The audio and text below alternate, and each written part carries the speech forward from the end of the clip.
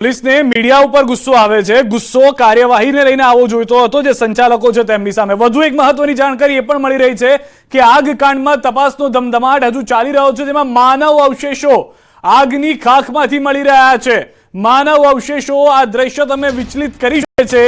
કોઈનું કડું તો કોઈની ઘડિયાળ મળી રહી છે, કોઈના વહાલ સોયાના અવશેષો મળી રહ્યા છે. 24 કલાકનો સમય થઈ ગયો છે, હજી પણ એ તમામ પ્રયાસ કરવામાં આવી રહ્યા છે કે લોકો ત્યાં આગળ શું દટાયા છે, શું કોઈ વ્યક્તિ, કે કારણ કે એક પરિવારના લોકોનું કહેવું છે કે અમારા 5 લોકો નથી મળી રહ્યા. કેટલાક લોકોની આ વીટીના દ્રશ્યો આપ જુઓ, જે વીટી મળી છે, કોઈક મહિલાનું કડું મળી રહ્યું છે, કોઈકના વહાલ સોયાના અવશેષો મળી રહ્યા છે. અને આ પોલીસને મીડિયા ગુસ્સો આવે છે કેમ કે બિયરના ટીમ બતાવ્યા અમે.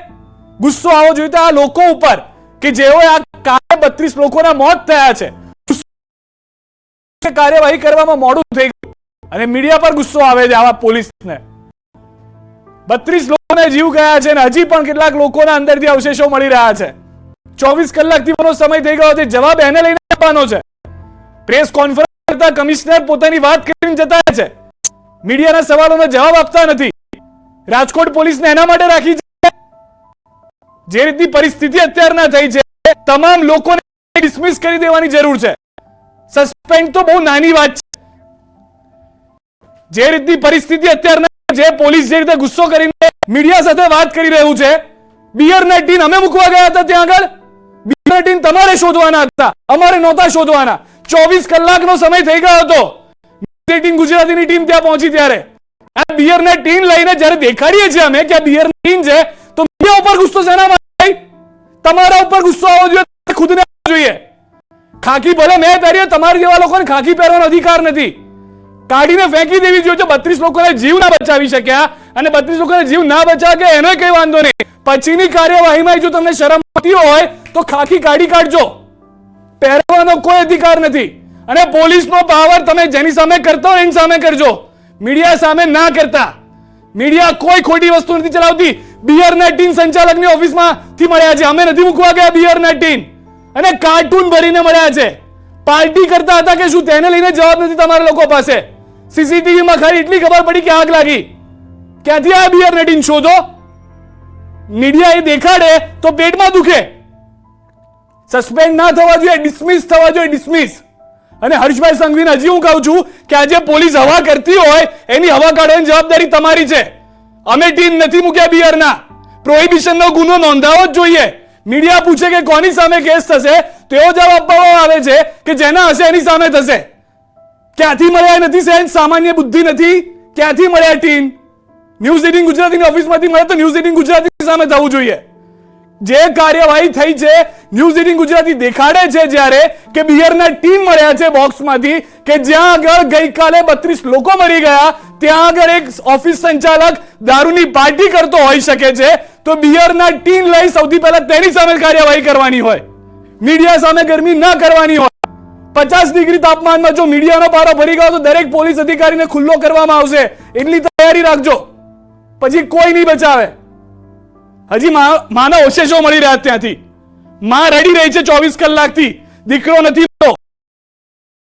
દીકરો ઓળખી શકે, એને રિપોર્ટ કરાવવો પડે એમ છે.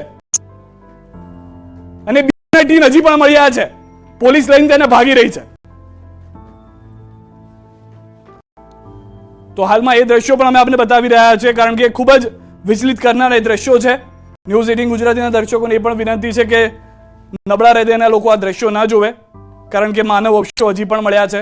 કોઈ કડું તો કોઈની ઘડિયાળની વીંટી પણ મળી હોવાની જાણકારી છે હાલમાં.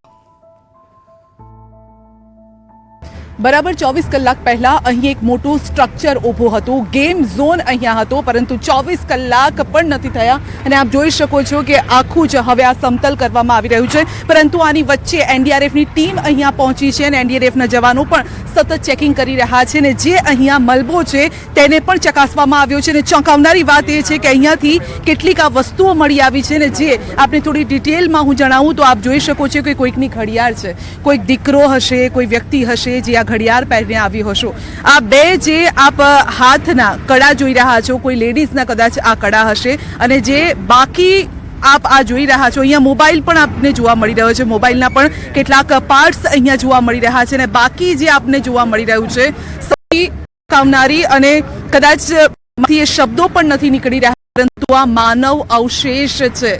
જી હા, આપ બરાબર સાંભળી રહ્યા છો, આ માનવના અવશેષ છે જે કદાચ હવે વ્યક્તિ ખબર નહીં કઈ અવસ્થામાં અહીંયાથી હશે અને કઈ અવસ્થામાં ગયો હશે, કારણ કે કેટલાય પરિવારજનો આપણને મળ્યા હતા અને જેમણે કહ્યું હતું કે અમે અમારા જે સ્વજનો છે કદાચ અમે એમને ઓળખી નથી શકતા પરંતુ તેમની જે લાશ છે આખી કોથળામાં ભરીને આવી હતી. એટલે એક આખી લાશ, એક આખી હાથ પગ ધડ માથું કદાચ એક સાથે ન હતું ને એની જ આ સાબિતી છે અને આ સબૂત અહીંયા અમે આપને બતાવી રહ્યા છે કે આપ જોઈ શકો છો જ્યારે આ મલબો હટાવવાની કામગીરી ચાલી રહી હતી અને તેમાંથી આ અવશેષ, માનવ અવશેષ મળી આવ્યા છે. તેનો મતલબ એ છે કે કદાચ કોઈ વ્યક્તિ અહીંયા મિસિંગ હોઈ શકે છે અને આ એના જ આ અવશેષ હોઈ શકે છે. કેટલીક વસ્તુઓ મળી છે, મોબાઈલ પણ છે, આ સાથે જ હાથમાં હેન્ડલ પણ જોઈ રહ્યા છો. બીજી કઈ વસ્તુ અહીંયાથી મળી છે આપને ખ્યાલ છે? આટલી જ વસ્તુ છે, 2 મોબાઈલ છે અને એક જેન્ટ્સ કડવું છે અને એક લેડીઝ. જી, અને હવે આને લઈ જવામાં આવશે, આને ક્યાં લઈ જવામાં આવશે? સિવિલમાં લઈ જવામાં આવશે. સિવિલમાં લઈ અવશેષને જશે અને ચેકિંગ કરાશે પછી હા, હવે આનું પછી આનું જાણ થશે કે કોનું છે, નાના છોકરાનું છે, મોટાનું છે. જી, આ માનવ અવશેષ છે તે એક જ જગ્યાએથી મળ્યા હતા? હા, અહીંયાથી જ અત્યારે અમને કઈ જગ્યાએથી મળ્યા? એક જ જગ્યાએથી મળ્યા છે. જી, તો આ માનવ અવશેષ એક જ જગ્યાએથી મળ્યા છે અને તેમાં આપ જોઈ શકો છો કે બરાબર આ ભાઈ બતાવી રહ્યા છે કે ખૂણામાં એ જગ્યાથી જ્યાં આખું સ્ટ્રક્ચર હતું, આ ગેમિંગ ઝોન હતો. ના, ગેમિંગ ઝોન હતો, એમાં કોર્નર ઉપર અત્યારે વાસ આવતી હતી એટલે અમે લોકોએ નીચે ખોદકામ કરી અને અવશેષ બધા કાઢ્યા. જી, એટલે ત્યાંથી ધુમાડો હજી ના, નીકળતો હતો? ધુમાડો નહોતો કરતો પણ સુગંધ એને આવી જાય ને હા.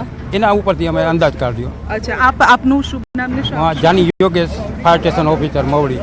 અચ્છા, આપ ગઈકાલે અહીંયા હતા? ના, ગઈકાલે નહોતો, ગઈકાલે જ સાહેબ હતા.